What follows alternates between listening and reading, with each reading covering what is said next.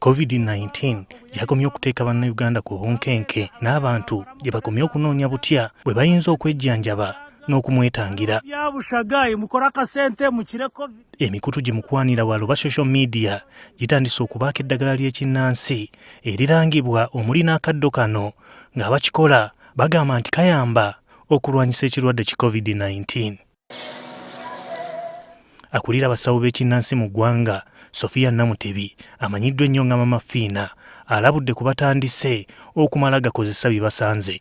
Waliwo omuddo kati nga guno oyinza ogufumbira essaawa 24 naye oba ku social media bagamba nti fumba akaddo kano ojja kafumbira eddakiika 3 okanywe ate kakuzaayira ebirwadde ebirala mu mubiri.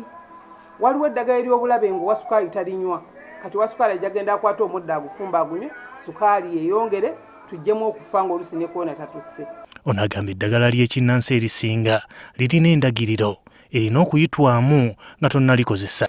Naye nga tonnabaddikozesa sooka weebuuzeeko ku bantu abamanyi b'eddagala abakugu mu ddagala nti baŋŋambye akaddo kano nkafumbe kasobola okumponya. Ojja kufuna obuwabuzi eri omuntu omulaga nti oba kafumbire eddakiika 3 oba eddakiika 4 naye si kugamba nti oli avudde nti eddagala lino lisobola okuwonya kolona gwe n'okwata bukasi n'oteeka mu seffuliya n'okola ki n'ofumba. Wabula agamba ekyandibadde kikolebwa mu kiseera kino kwe kunoga omuddo ogw'enjawulo omuntu ne yeeyoteza okusinga okufumba okunywa. Katulaba bino bikookooma naye ebikookooma ddagala nti osobola oddikwata n'oyiteeka mu seffuliya n'ofumba ne weeyoteza. Amawuggwe gali ne gasobola okuzibukuka kuba kati buno obulwadde obwaze bagamba obupya bo mawuggwe mu ddakiika ga olukwata amawuggwe nga gazibikira ng'osaanawo naye ebimu ku byo bye tulina okweyambisa kwe kweyoteza. Talemye na kulabula abasawo ba kinnansi abeefuula abajjanjabi b'abalwadde ba COVID-19.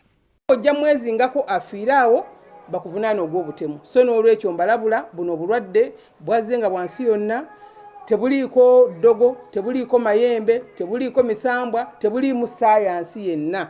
Okusinziira ku Namutebi bakukola ekikwekweto ku bifo by'abasawo b'ekinnansi ebikyakuuma abalwadde mu nnamba ennene.